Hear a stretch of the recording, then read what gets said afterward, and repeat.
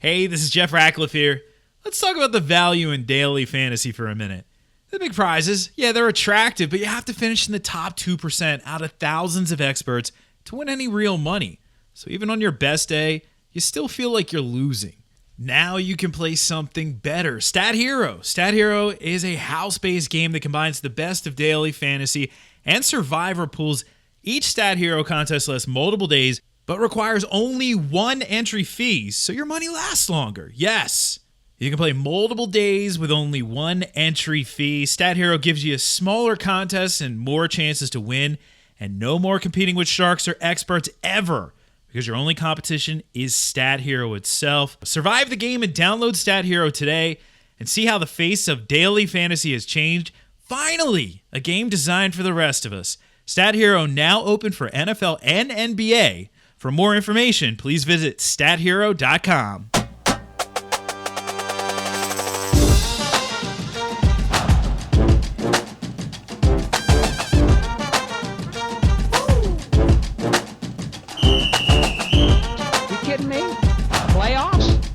What is up? It's Pro Football Focus Fantasy Podcast. My name's Jeff Ratcliffe, and it is Monday, January 13th.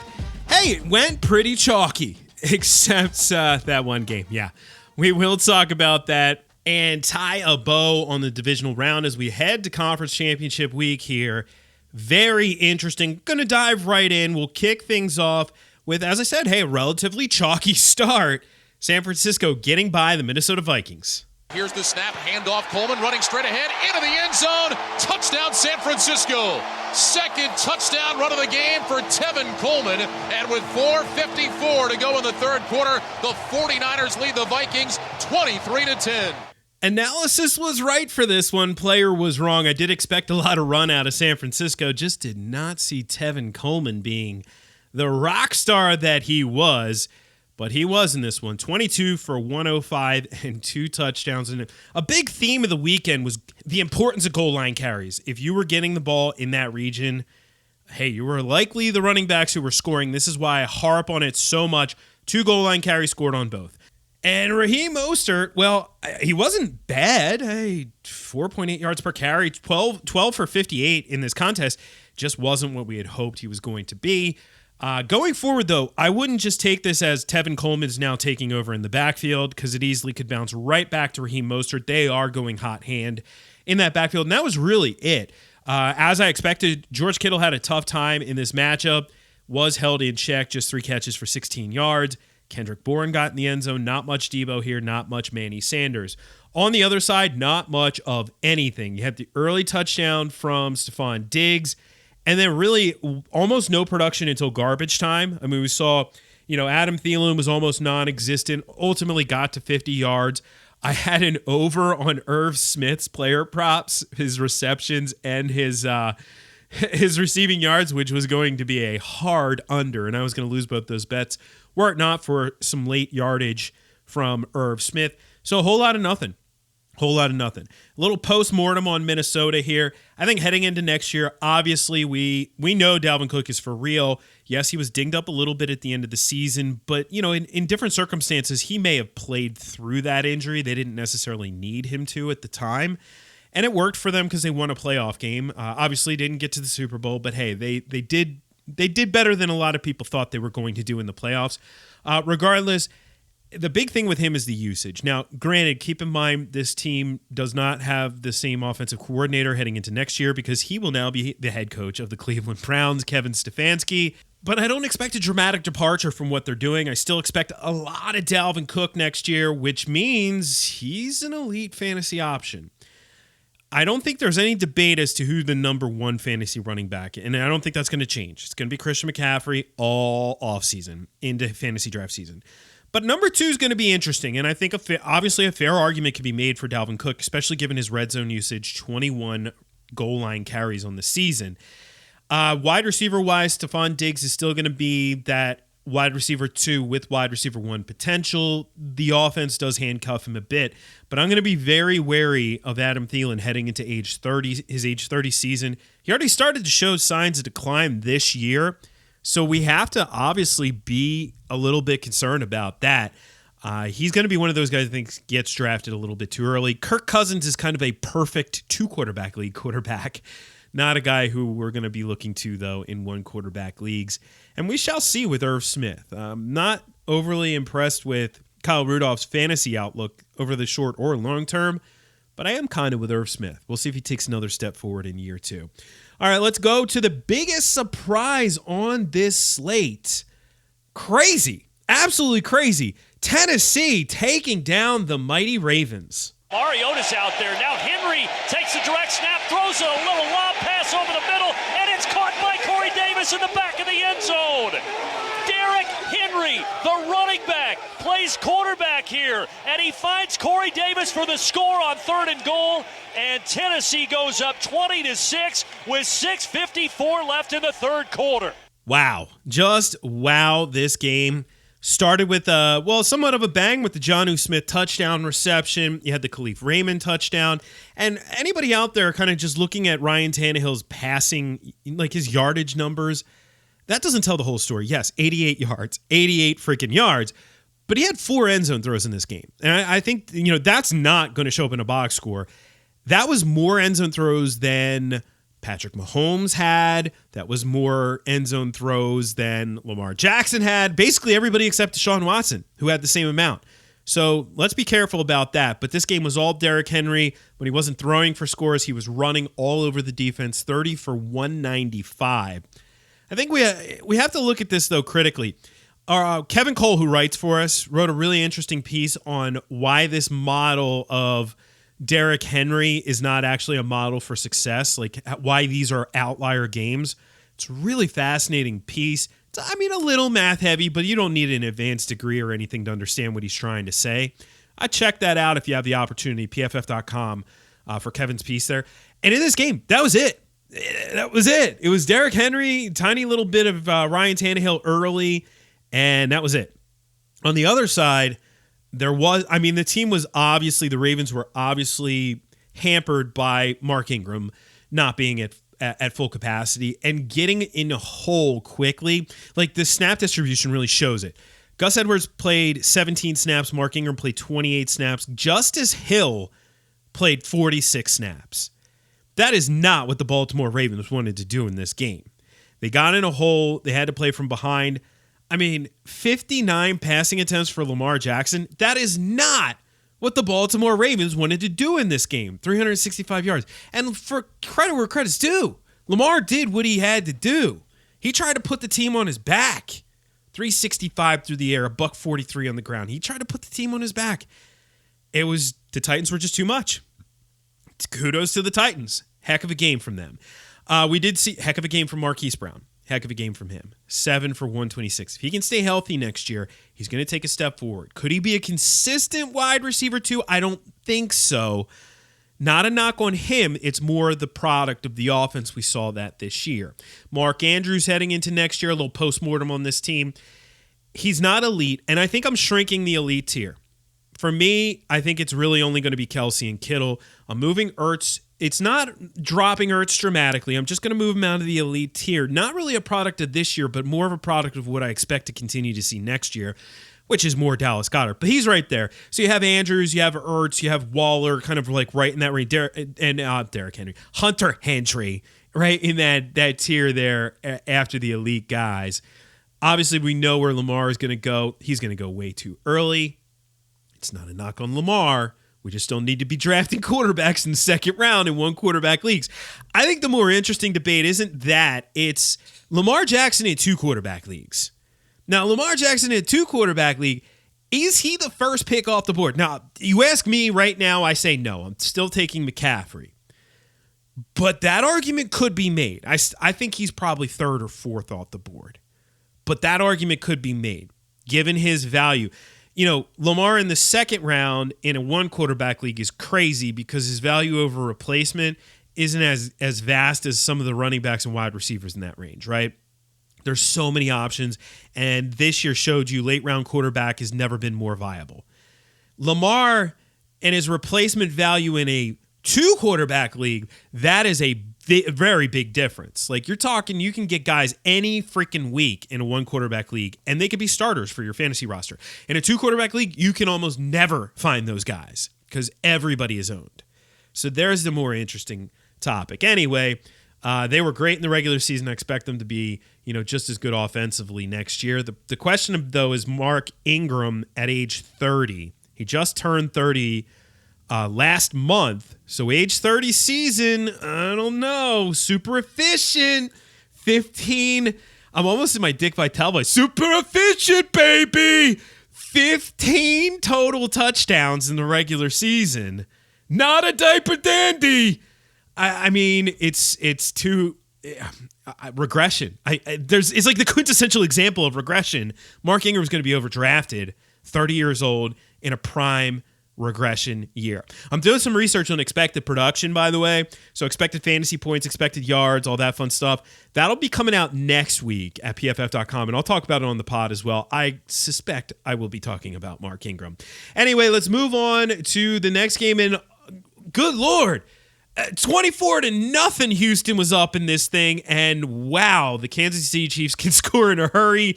They end up taking down the Texans in an epic game. First and goal at the 5. Sherman motioning with Williams in the backfield.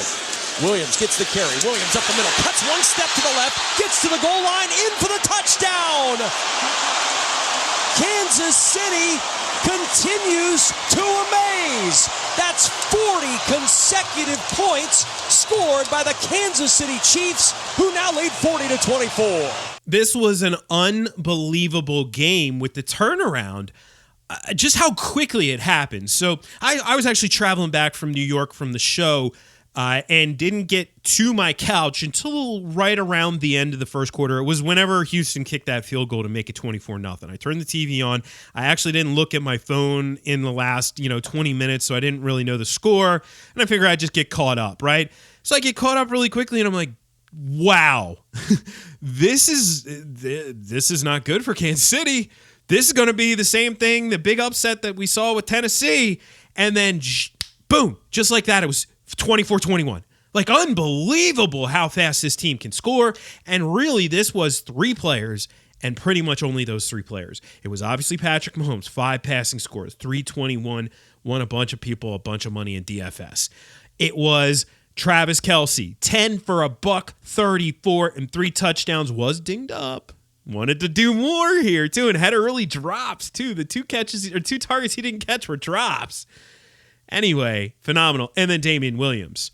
Not a ton on the ground, 12 for 47, but the 2 rushing scores, 3 goal line carries, and 2 catches, one of them just one of the prettiest plays.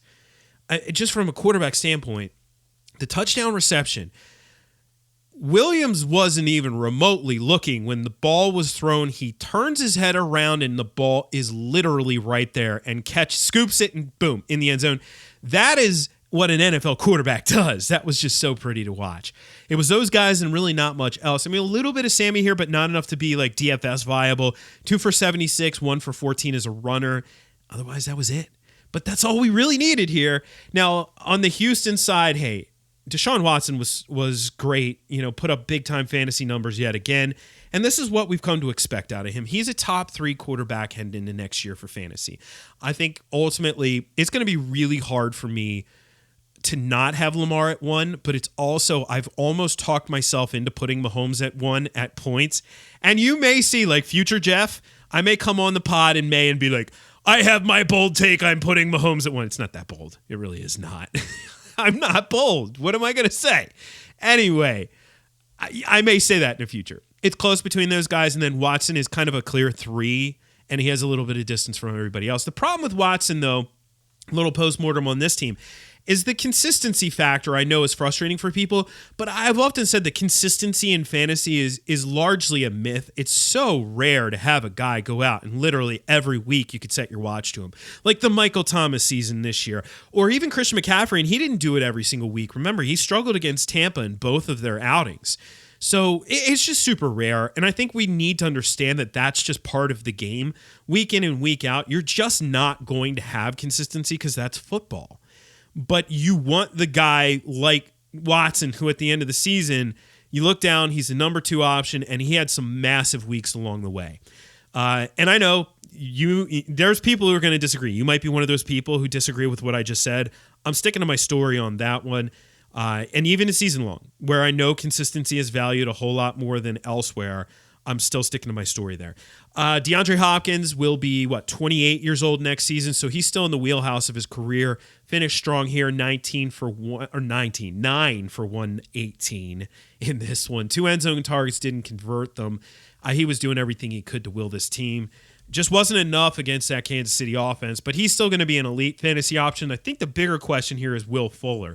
If this dude could stay healthy, I would rank him as a top 15 receiver. I would no doubt do it. He is a force in nature. When he is on the field and healthy, there are times where he completely took over games this year. He can't stay healthy, though. I mean, you have to build in 4 games missed at least with him when you rank him. Now, granted, replacement value, you add some replacement value to him. He's still a top 25-ish guy, but he could be a top 15 guy if he stayed healthy. What do we got to do to keep this guy healthy? Also, their backfield is going to be very interesting. Do the Texans draft a running back in the 2nd round or 3rd round? Do they do that this year? Because, hey, Carlos Hyde, I don't think he's going to be back. Lamar Miller is not going to be back. And Duke Johnson, well, we know what Duke Johnson is. They don't have a guy on this roster right now who could be that guy. And, hey, this is an exciting offense. You get a guy with a 3-down skill set in there, things could be interesting. Or do they address it through free agency? I don't think they do. But then again, maybe they do. I don't have the cap numbers in front of me either. There's some interesting names in free agency. We went over that last week on the pod. Anyway, let's round it out here. The final game on the slate. It went essentially to chalk. It was pretty close to the line, in fact, as well, with Green Bay getting by the Seattle Seahawks. Rodgers in the gun. Receiver in motion. Rodgers looks over that defense, shotgun snap, handoff to Jones, knifes in over the left guard, touchdown, his 2nd tonight. Green Bay's gone up on Seattle, 20-3. Lots of Aaron Jones in this one. The guy has a nose for the end zone, 16 touchdowns, rushing touchdowns, that is, in the regular season. 2 more here in this one, and 5 goal line carries. Goal line carries are important. Only 62 yards on the ground, but doesn't matter. And he didn't do anything as a receiver. 1 for 4 there. Doesn't matter. He was a beast. And really what we expected was pretty much the case here. We had him and we had Davante Adams. And that was pretty much it. 8 for $160 and 2 scores. Just phenomenal. One of them on an end zone throw, the other on a catch and run that was just pretty, got the angle, and off to the races. Remember, and this is our secret as Rat Packers, all right? We'll keep this between us. Davante Adams was phenomenal this season. All right, that's our secret, though. Let everybody else think he wasn't that good. He was phenomenal. From week 9 on, only Michael Thomas more fantasy points per game among wide receivers. Davante Adams, let's get him at a discount next year. LFG, all right? And then Jimmy Graham, revenge game, he got us to the 3 catches. I took the over on 2 catches, baby. I'm happy about that. He had the controversial first down. Hey, can we get a camera on the sticks? Can we get a camera on the, why is this so hard? Put a camera on the darn sticks so we can see if he crosses the darn line instead of having a guy who's 5 yards behind the play spot the football. I mean, come on. Anyway, if you're frustrated by that as a Seahawks fan, yeah, you're justified in your frustration. I feel you there. Anyway, let's talk about those Seahawks, a little post-mortem here. And this will probably be the last time we see Marshawn Lynch goes out in style here with 2 rushing scores. Wasn't a big day on the ground like I expected, but I didn't expect to see him out-touch Travis Homer by this much. 12 carries for Lynch. That was all of his touches. Only 5 touches for Homer. But Lynch gets in the end zone, 3 goal line carries, and some pretty touchdown runs for him on those 2 touchdown runs. Great career, and great for him to step out of retirement and score 4 touchdowns in 3 games. Anyway, the backfield will be interesting. I don't know if Rashad Penny is ready by the regular season. Chris Carson, you would expect he's going to be good to go, and he'll slide back into his role. And he was an RB1 for a good chunk of the season.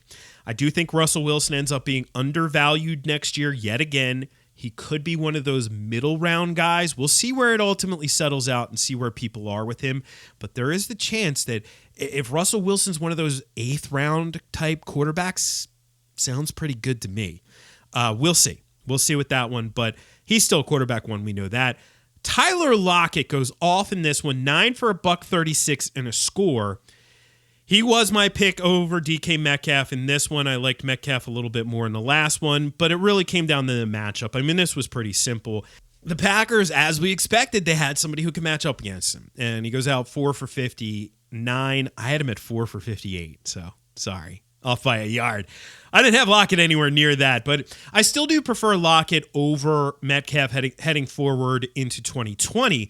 But I talked about this earlier today. It wouldn't surprise me, like say we're in 2022, the year 2022, and Metcalf is a top 10 guy or something like that. Like, that would not surprise me in the least, just given A, physical profile, yes, he checks that box, but B, if he continues this development, because we saw him develop over the course of the season, if he continues this line of development, watch out. This guy could be a rock star.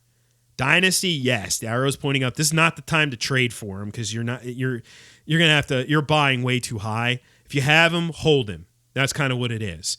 Otherwise, next year I think I'll have him as a wide receiver 3. There's still going to be some volatility there, and remember, it's an offense that is going to run the football more than a lot of the other offenses in the league. As for tight end, Jacob Hollister is going to be a free agent. I don't know if he sticks around, so we could see Will Dissly. Dude can't stay healthy, though. That's the problem there. Anyway, that ties a bow on it. All right, so here's the deal. I am actually, right after the show, I'm heading to the airport. I'm going out to Las Vegas, Nevada for the Fantasy Sports and Gaming Association Conference. I'll be out there until Wednesday evening taking a red eye home, and I'll be here on Thursday. So that on Thursday we'll go over the rankings for the conference championship round, give you some initial thoughts there. Then on Friday's pod we'll dive deep into the matchups like we always do. So there'll still be 3 pods this week, just not one on Wednesday if you're wondering where it is. Anyway, Rat Packers in Vegas, give us a shout out, all right? Otherwise, you can head on over to pff.com. Check out that Kevin Cole article. Like I said, it's pretty darn good. Very interesting stuff when you actually look at what do the numbers say about football instead of, the old school eye test. What do the numbers actually say? And his insight here, I didn't expect it, but after reading it, I'm like, you know what? That makes perfect sense. So go check that out. All right, in the meantime, at Jeff Ratcliffe on Twitter and Instagram. All right, I'll catch you on the flip side for another edition of the pod for PFF. I'm Jeff Ratcliffe, and I'm out of here.